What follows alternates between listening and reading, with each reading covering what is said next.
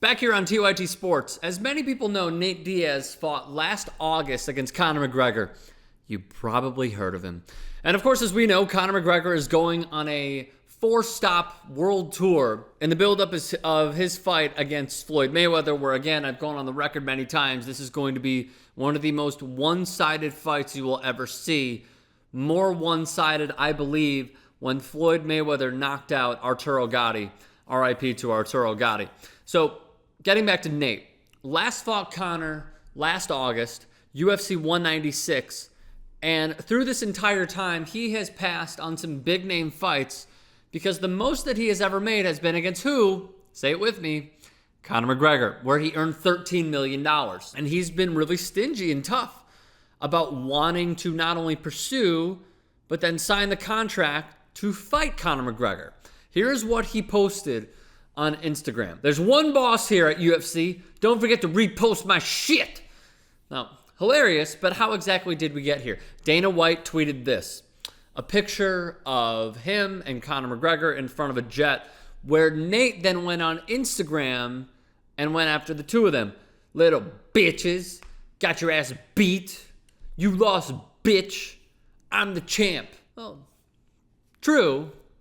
But in terms of their trilogy, which we all desperately, desperately hope occurs, it's still 1-1. Here's something from Fox Sports that's very important. Dana said this, quote, "We should have never done it, as in the fight, in the first place. That's what weight classes are for." And he told the Michael Kay show. They wanted to do it. We did it. They wanted to do it again. We did it again.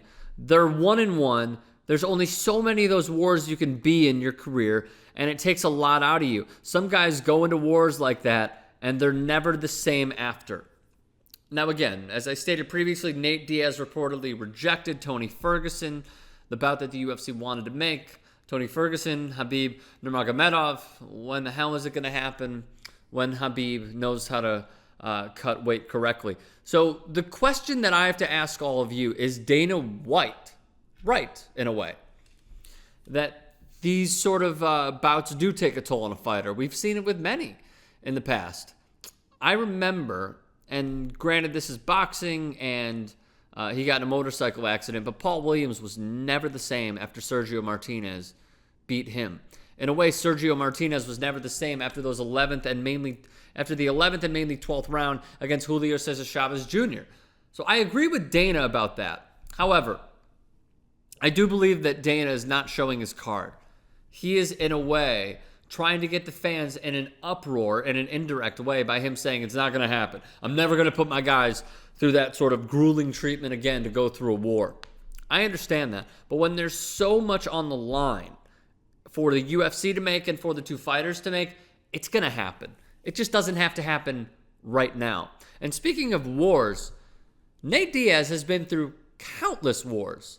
He bloodies easily, yet he beats the pulp out of fellow fighters as well. So what I believe is going to happen, Conor's going to fight Floyd. We already know.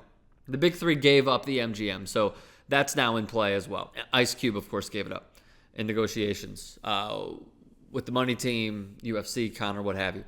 So what I believe is going to happen, Floyd and Conor are going to fight. Floyd's going to win 11 rounds to 1 or 12-0. It's going to be a shutout. He's not going to knock him out. Conor McGregor is going to lose. He's going to have to reclaim his stake. What better way? He's going to take not a few years, but he's going to take at least a year off. What better way to come back than to fight Nate Diaz? So we're looking at a year and a half minimum, but I do believe that Dana realizes what's going on here is putting this fight in his back pocket and will allow them to fight once again and put the UFC back where it should be in terms of popularity among just the mainstream. We're a niche. I think we've proven that over the last few years, and mainly with the impact of the mainstream with Conor's sort of uprise in the UFC. But I do believe that Dana is going to preserve his money fight, aside from Jones Cormier, which is happening in Anaheim in a few weeks. He's going to preserve this money fight, and I do believe that it's going to happen.